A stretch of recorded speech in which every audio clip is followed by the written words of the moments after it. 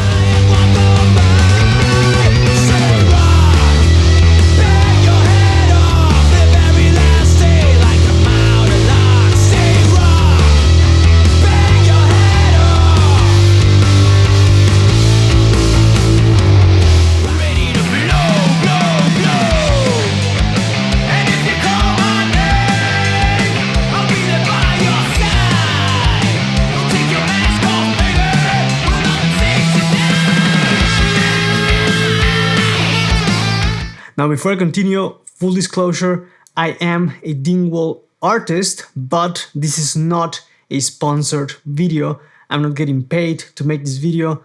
All that you're gonna hear and see are my own thoughts and opinions. I paid full price for this instrument and I waited almost 2 years to get it. Like I said, it is a custom order. Now the Super P is of course Dingwall's take on a traditional precision style instrument, but with a couple, I would say, quality of life and tonal improvements. If you're unfamiliar with Dingwall basses, they build multi-scale instruments, and as you can see, all my frets are slanted or crooked, you know, and the reason for that is because each string has a different scale length. A regular precision or jazz style instrument in most cases is 34 inches long, and here for the Super P we have the G string being 32 inches long and E string being 34.25 inches. So it's slightly longer than on a regular 4-string bass, and if I was to have a 5-string bass of this series, it would be 35 inches long. So you get the benefits of having a longer scale length on the lower strings for more tightness, more definition, and the higher strings are shorter and they give you a more warmer tone that doesn't sound as brittle as on some other instruments. Another benefit of the multi-scale design is that you have a more even tension between all the strings. So plucking on the E string feels the same as plucking on the G string or D string, and that makes it a lot more comfortable when playing because you don't have to adapt when jumping strings to strings, especially for some sets where usually the D string, for example, is very tight. Here they all feel the same and you get the benefit of more definition on the lower strings and more warmth on the upper strings. I got this bass with a swamp ash body and a natural to blackburst finish with the grain accented. As you can see here, it also has a Wenge neck, Wenge fingerboard, block inlays, and also side dot lumen lace that glow in the dark and have saved me a couple of times on stage already. It comes with Dingwall's proprietary bridge design and hipshot ultralight tuners. Now for the electronics, we have a master volume, a rotary selector switch, and the tone control. Compared to other basses with 2 pickups that have 2 volumes or a volume and a balance or blend and the tone control, the rotary selector gives you 4 different positions that you can use. You can use the bridge pickup on its own. That's position 1. Position 2 is both pickups in parallel mode with each other. That gives you more bass and treble extension and more of a mid scoop. Then you go to position 3, it's both pickups together in series, which has more mid and low mid punch. It's really thick and punchy. And then you have the neck pickup on its own. So let's check out how all of these positions sound like in fingerstyle, pick, and slap.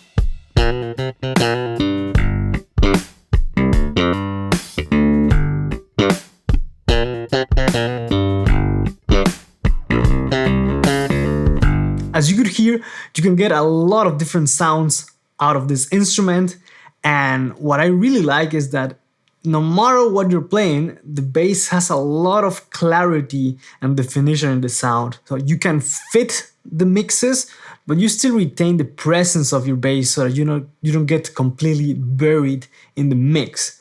And personally, I use probably the neck pickup 99% of the time because it just sounds really, really good. And I'm a P-bass guy. I really enjoy playing P-basses. But the other settings are definitely useful as well if you want to have only one bass and be able to adapt your playing and your sound to different situations. Another great thing about this bass is that the fit and finish are top notch. If you take a look at the neck, there is no neck gap. You've got some contouring in the neck heel. You get some rounded off edges on the body.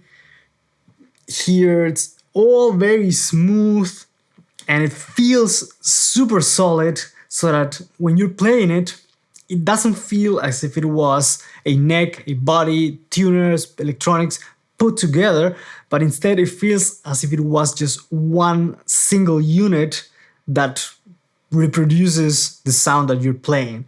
So I really enjoy that because some other basses do feel like that, like are unresponsive, feel lifeless, soulless, but this really pops out notes, it reacts to your playing, and it feels like it, like I said, like one solid thing instead of different parts put together.